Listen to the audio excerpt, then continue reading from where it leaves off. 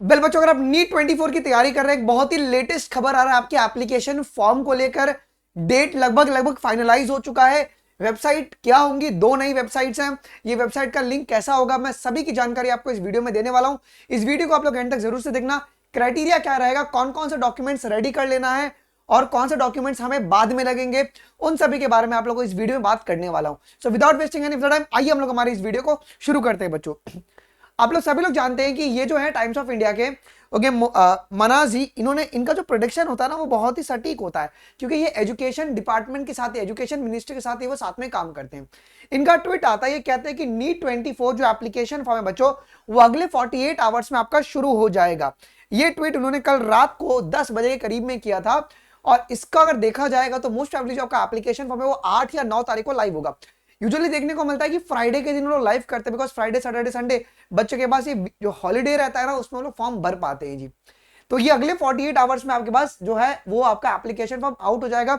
अब ये मार्च में आउट नहीं होगा या डिले होगा तो फरवरी तक के लोग आउट करेंगे, बिकॉज आपका लोकसभा इलेक्शंस भी है ना, तो उसमें आपकी और जो गवर्नमेंट अथॉरिटीज है वो उसमें बिजी हो जाती हैं।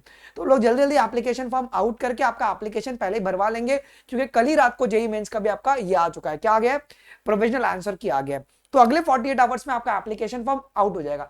अब ये आउट कहां पर होगा, आइए थोड़ा सा इसके बारे में देख लीजिए। अगर तुम देखोगे तो हमारे पास दो वेबसाइट्स आती है सामने। हम लोगों ने नीट 23 के लिए कौन सी वेबसाइट को फॉलो किया था बच्चों, हम लोगों ने फॉलो किया था neet.nta.nic.in। नीट 23 में जितना भी काम हुआ था वो इसी वेबसाइट से हुआ था। लेकिन मेरे प्यारे बालकों, अगर आप लोग एनटीए की ऑफिशियल वेबसाइट पे जाते हो और उसमें जो आपका मेडिकल सेक्शन में नीट यूजी जो कैटेगरी है, नीट यूजी 24 पे जब आप क्लिक करते हो ना, आपको इस वेबसाइट का लिंक दिया जा रहा है, क्या, nta.nic.in। अभी इस बार भी जेई मेन का क्या बना था, jemain.nic.in बना हुआ था, मतलब जेई मेन nta.nic.in बना हुआ था। तो आपके पास दो वेबसाइट है। अब इन दोनों वेबसाइट के ऊपर पैनी नजर रख सकते हो, आप मत रखो, उसके लिए हम लोग है, कुछ भी अपडेट आएगा सबसे पहले आपको इसी यूट्यूब चैनल पे मिल जाएगा।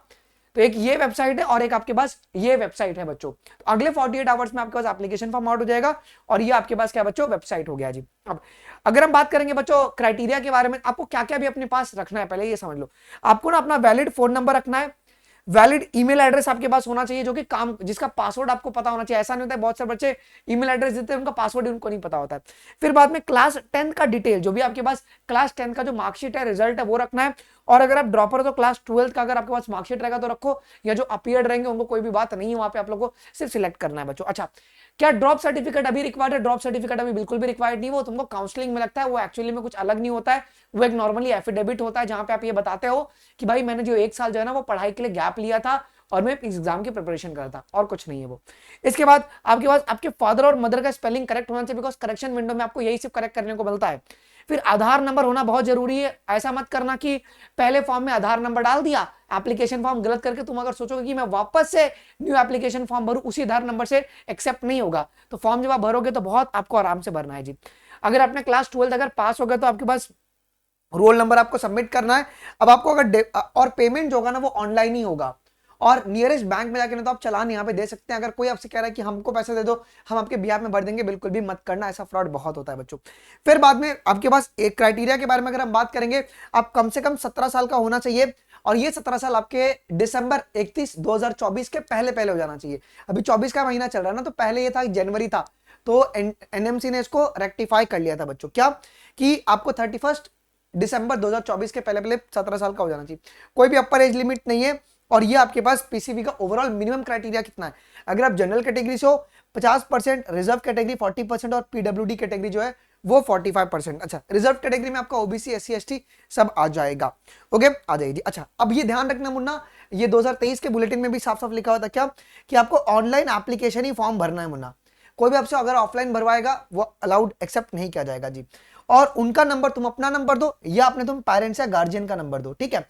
और बिकॉज जो नंबर और ईमेल एड्रेस आप दोगे वहीं पर आपको क्या होगा जी मुन्ना, रजिस्टर्ड ईमेल एड्रेस पर ही आपको एसएमएस जाने वाला है आपके रिजल्ट के रिगार्डिंग, आपके एप्लीकेशन फॉर्म के रिगार्डिंग।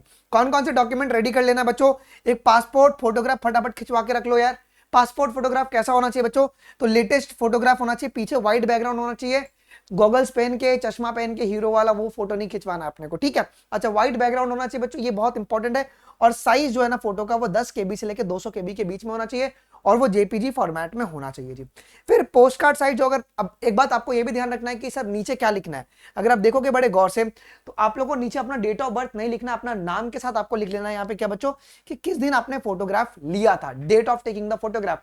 तो अभी आप लोग अभी का जो आज कल में जो आप फोटो खिंचाओगे वो आप लोग मेंशन कर लेना। और वो सेम आपका पोस्ट कार्ड के लिए भी होता है, बस पोस्ट कार्ड का क्या होगा जी, जो साइज होगा वो कितना होता है जी, वो थोड़ा सा आपका बड़ा होता है, वो 4x6 का आपका साइज होता है, ठीक है। और ये भी जो हुआ जेपीजी फॉर्मेट में होगा। सिग्नेचर के लिए क्या ध्यान रखना बच्चों, व्हाइट बैकग्राउंड होना चाहिए, साइन आपको ब्लैक पेन से करना चाहिए, ओके।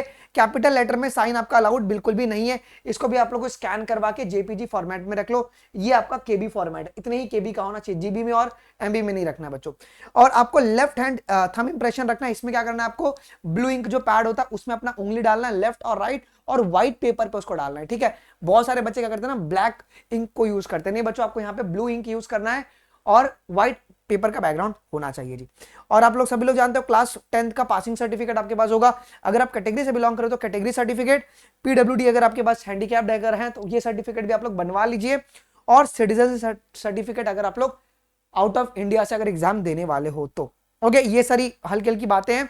आपको थंब इंप्रेशन हो गया, सिग्नेचर हो गया जो कि कैपिटल में होना चाहिए, आपको पता है, व्हाइट बैकग्राउंड, ब्लू पेन से साइन करना है आपको, ब्लैक पेन से आपको साइन करना है, ठीक है।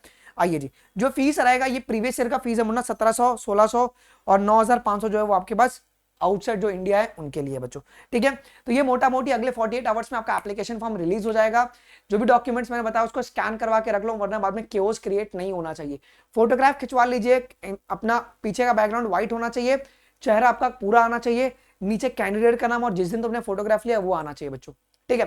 ये सब स्कैन करा के रखो और जब एप्लीकेशन फॉर्म आउट होगा हम लोग लाइव यहां पर भर लेंगे। कुछ भी दिक्कत है अपडेट्स के regarding do let us know in the comment section. मिलते हैं आपको अगले वीडियोस में, अभी के लिए बस इतना। थैंक यू गाइस, जय हिंद, बाय बाय।